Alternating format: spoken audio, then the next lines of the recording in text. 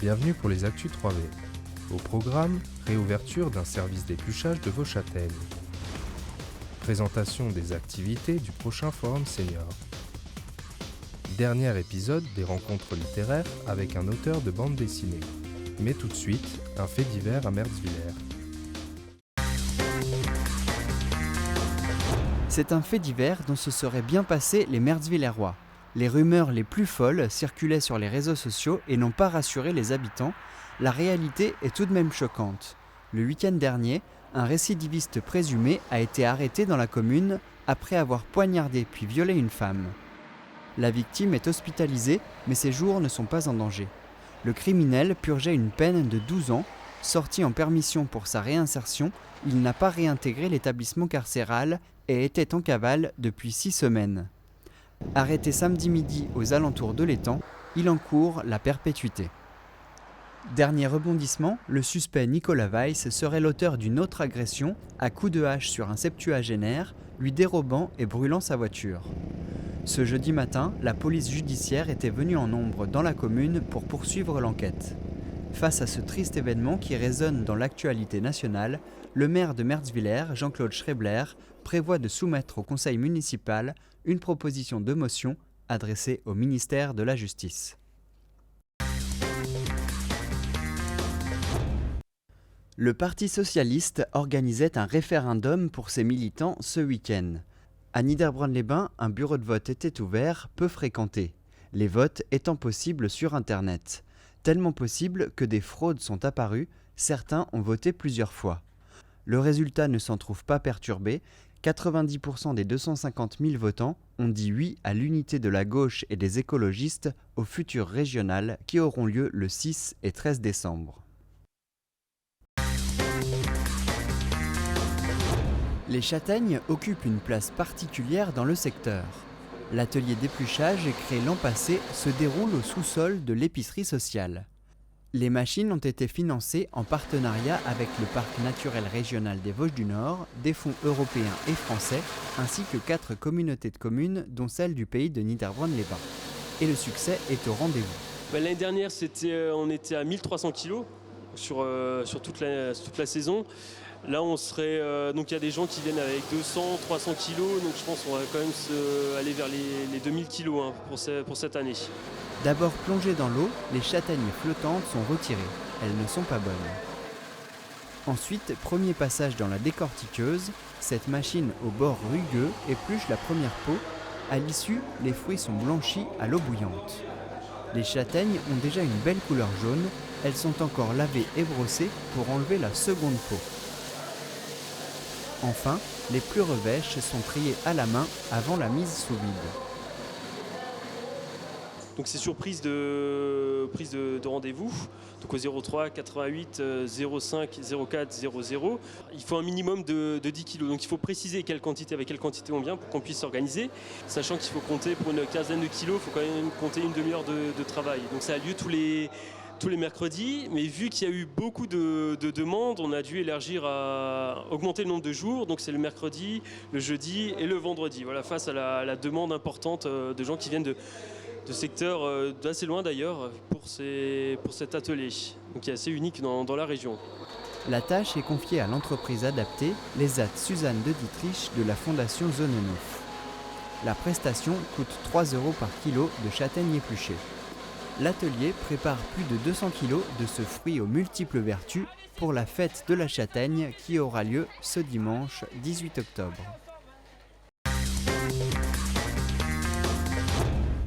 Le 5e Forum Senior, organisé par le Centre intercommunal d'action sociale, se prépare. La communauté de communes du pays de Niederbronn-les-Bains soigne ses aînés de plus de 65 ans qui sont à peu près au nombre de 6500. La population devient de plus en plus âgée. Nous avons en France 19% de la population qui a plus de 65 ans et cela ira crescendo à l'horizon 2050. À l'heure de la retraite, les activités ne doivent pas cesser.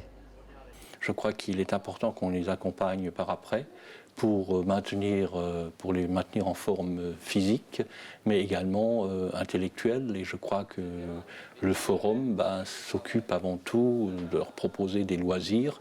C'est pour cela que nous avons fait appel à de nombreux intervenants extérieurs et nous organisons différents ateliers pour le bien-être, pour l'alimentation et également les loisirs sportifs et culturels. Ces intervenants, nous vous proposons de les découvrir d'ores et déjà. Donc au Forum des seniors, donc le 23 octobre, je vais faire une séquence d'automassage après le repas qui va permettre de redynamiser. Et donc les automassages, ils remontent quand même assez loin, plus de 5000 ans. Et les maîtres taoïstes à l'époque l'utilisaient quotidiennement pour préserver leur jeunesse et augmenter leur vitalité. On allie 3 principes, en fait, le geste, la respiration et la concentration. Par exemple, si maintenant on sent qu'il y a le nez qui pique, que le nez commence à couler, on va pouvoir faire un massé au niveau des ailes du nez, et 1 minute, plusieurs fois par jour, et puis ça aide à enrayer le rhume. Donc je vais proposer lors du forum du 23 octobre des jeux de lettres. Ils consistent donc prioritairement à la mémoire. Alors la mémoire, elle a différents tiroirs. C'est d'abord la mémoire sonore, la mémoire visuelle, la mémoire instantanée. Alors la mémoire sonore, c'est la mémoire par rapport à des mots, passoire, bouilloire, couloir, donc où il y a les sons. Et donc on va demander aux gens, par exemple, de trouver des mots qui commencent par CAR ou qui terminent par AIL. Je suis conseillère et formatrice en fleurs de bac.